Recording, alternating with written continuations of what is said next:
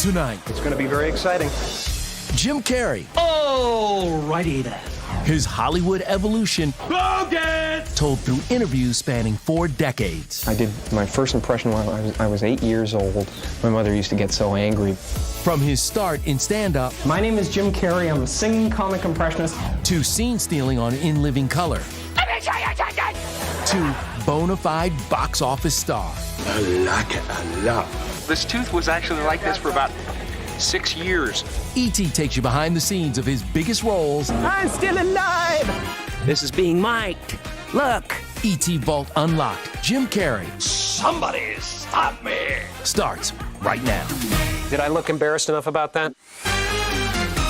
Welcome to Entertainment Tonight. You know, no show has followed Jim's Hollywood journey like E.T. has, as we celebrate his meteoric rise to becoming the ultimate comedy chameleon. You know, the funny thing is, something happens when they say action. Focus! Brilliant! I seem to be graced with characters that keep reintroducing themselves to new generations of people. I can't lie! Jim Carrey is comedy's $2.5 billion man. Oh, righty then. Starring in over 40 movies in the last 5 decades. Good morning! That over-the-top energy, Jim also brings it to the red carpet. Bogus! And in 2008, when he arrived to the Yes Man premiere inside a giant hamster ball, one thing was obvious. If anybody knows how to make an entrance at his own premiere, it's Jim Carrey. Yep, Jim's all in. It was really intense. And nothing says commitment like Carrey's transformation into the Dr. Seuss-inspired Grinch. I just said, you know what? I want to be the book. You know, I want to be the guy. I want to be the Grinch. So how long were you in makeup? It was about 3.5 hours of makeup, and, you know, another half for the suit. Jim spent 92 days in costume and makeup for How the Grinch Stole Christmas. It's yak hair It's or yak what? hair. It's everything uncomfortable you could possibly imagine. 2 weeks of absolute discomfort and kind of freaking out about it, to learning a little bit of like technique of how to like pinch my leg so that I'm thinking about the little pinch instead of the discomfort. From Tokyo to the UK, E.T. traveled the globe for the Grinch premieres. In London, Jim learned the protocol for meeting the Queen. Well, you know, you get a little sheet of paper, and it basically says, Jim, don't act on instinct. Those instincts came in handy for his latest role. If I can't rule the world, I might as well save it. He's back on the big screen as Dr. Robotnik in Sonic the Hedgehog 3. E.T. exclusively behind the scenes for his dramatic hedgehog haircut. You're gonna have to get some spots for me here, buddy. I got you. The first time E.T. met the man with the rubber face, the year was 1983. I did my first impression when I was 8 years old. My mother used to get so angry. Get to your room. She'd get so mad because I'd sit in there for hours and just have a great time. At the time, the then 21-year-old just moved to Hollywood from his hometown of Toronto, and his stand-up routine was leaving quite the impression. I do about 115 or 20 characters now. Like a much man. Sinatra was, I think, the toughest one I've ever had to do. He took me about 2.5 years to get. Give me a little Sinatra. A little Sinatra, okay. When somebody loves you, it's no good unless they love you. Something like that. That same year, Jim landed his first leading role in the short-lived sitcom, The Duck Factory. We are pleased to announce that the Dippy Duck Show has been nominated in 3 categories. That's terrific. I have this incredible thing called fear that creeps in when I see myself on the screen. I just go crazy. I go crazy. I go, I don't look like that. Look at my neck. Look how long it is. And it is a long neck. I admit that. but I have an Alan Alda neck. I'm telling you, Frank, war is hell, and besides that, it's cramping my style.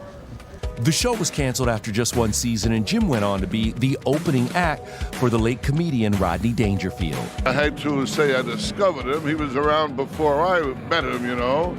But I was lucky to run into him, and we worked together, and he was always so wild and different and unique. If someone said you're going to be a superstar, what would that mean to you? Gee, I don't know. I have to wait and see. I don't know how I'll react.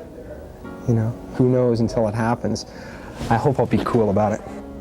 But it wasn't until the debut of the hit 90s sketch comedy series In Living Color that Jim Carrey became a household name. There's Fire Marshal Bill, who's a little overzealous about his work and goes around burning people's houses down. I can see your profile. Why? Can you breathe through that? Is this part of me? She doesn't Through what? I'm really going to be self-conscious now when I go on camera. Eskimo kiss?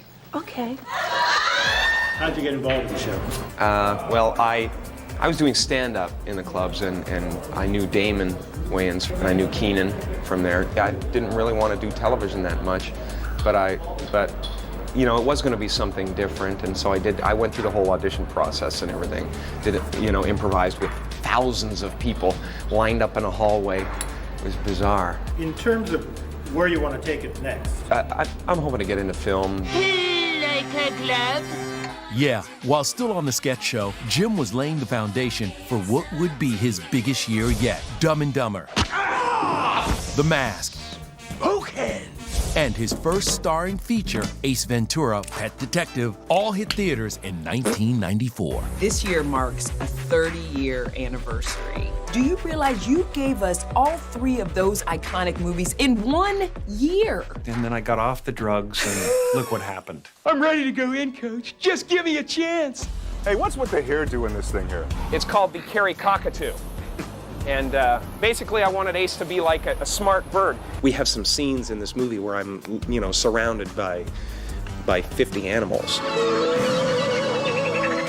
Like all over the place, it's insanity. Action. 30 years ago, E.T. was on set with Jim and his leading lady, Courtney Cox. Gentlemen, the owner of the castle.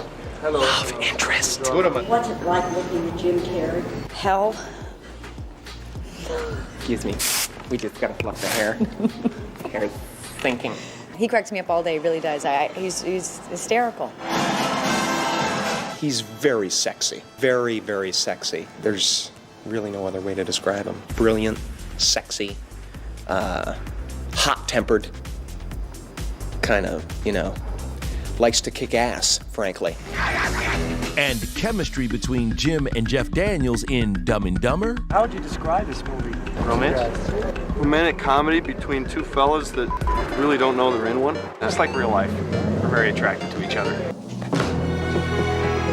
I had a little bit of a fight, you know, with the marketing people when I said Jeff, because he's, you know, a little bit older, and they were so happy when he started working. Oh, yeah. And I knew, I mean, he's a great actor. We play off each other real well. I love you, man. E.T. was on set in Colorado, where the dynamic duo filmed scenes at a swanky hotel. They've got me in the Stephen King suite, where he apparently wrote The Shining. Here's Johnny. Nice place. Can't wait to get the hell out. Last night I, you know, just covered myself in garlic and went to bed. I like it a lot. It's a real deal there, right? Yeah, that's the real chip tooth. I had a bonding on there. This tooth was actually like this for about 6 years when I was a kid, and I loved it. It was my trademark. Another set secret, after the movie, Jim was dubbed the $7 million man. His reported salary was the highest ever for a comedic actor at the time. Jeff's deal? Only 50 grand. I don't know who's dumb and who's dumber, but Jim's richer. But Jim's biggest box office success of the decade? Somebody stop me. His more than $350 million movie, The Mask, with a 21-year-old Cameron Diaz in her film debut. What do you see, Mr. Ipkiss? He's okay, this guy, Carrey. He doesn't do too bad. Kiss! He keeps us all sane. We get along really well. We really do. You know, we're like brother and sister now. He's from another planet. By '97, Jim had 7 hit films. He told us he manifested his meteoric rise to Hollywood's A-list. $10 million, I wrote myself a check. I just visualized it, and it was in my pocket for about like somewhere between 5 and 6 years. I sat up on Mulholland Drive dreaming up my life as it was going to be. And I'm the proof that manifestation, you know, is real.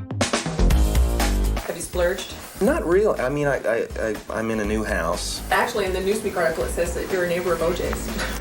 Yeah. I'm, you know, that's what I tell the pizza